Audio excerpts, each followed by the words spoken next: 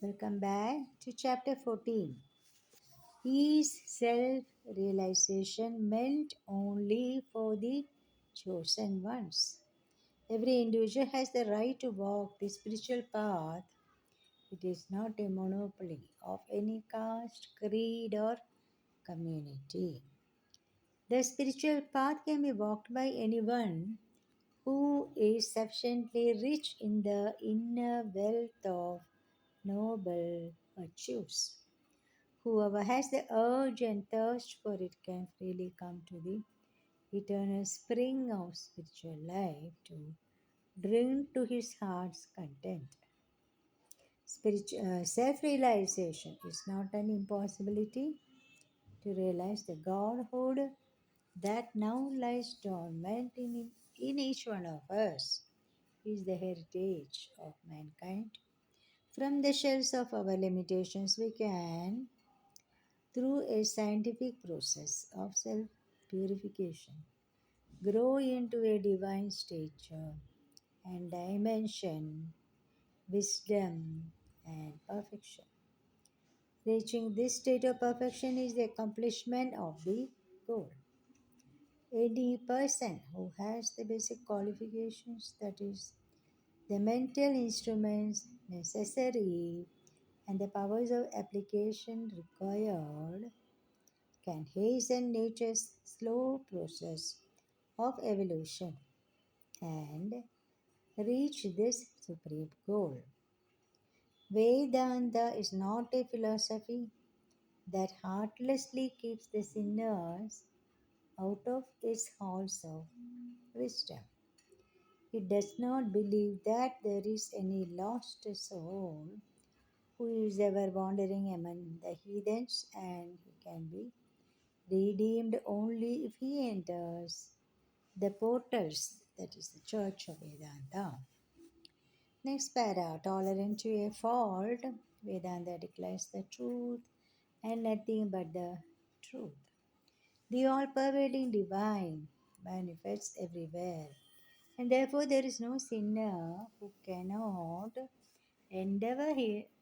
through his endeavor come to claim his own heritage of absolute perfection. Footnote: to realize the self is itself the greatest worship that one can offer to the self. Next next chapter number 15, spiritual sadhana, a chiseling process hidden in the mass of rock and visible only to the transcending vision of the sculptor. He is the graceful form of the sculptor's creation.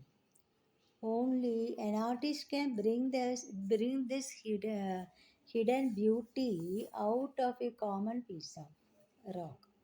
He has the subtle intuition to see the glory and perfection of the form within. His attention is fixed upon this beauty, imperceptible to the ordinary eye, and he strips the rock of the gross portions that conceal the beauty within. At last it is done. The finished product emerges in all its perfection. The artist has added nothing of his own to bring about or heighten the beauty. The beauty was always throbbing in the secret womb of the rock. The sculptor only released it from the encircling mass of formless rock.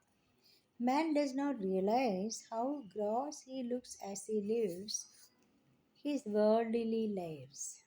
His eyes, ever ready to overflow with tears from the smart of suffering. His brow is ploughed with discontent and perpetually sweating with exertions as he fights his own individual imperfections. And yet, the eternal self, the beauty of beauties, God, the omnipotent and omniscient, lies deep within him, and within him, shrouded by layers of ignorance.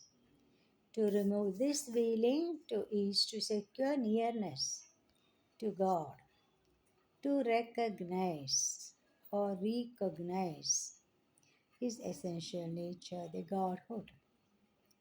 The worldly life is led in agony and sorrow by a deluded jiva within bracket, the individualized ego, distorted by his ever present dread of a continually threatening calamity, death.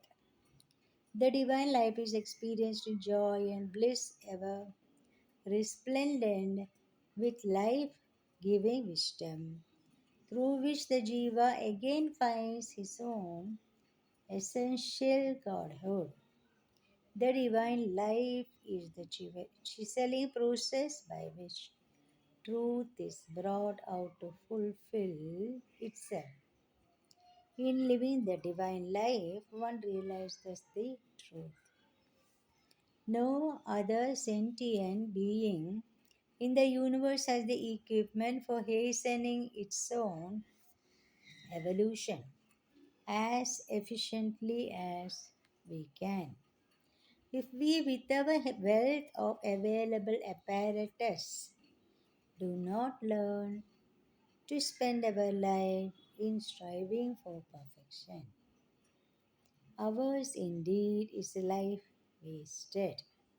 Footnote: the infinite is our nature.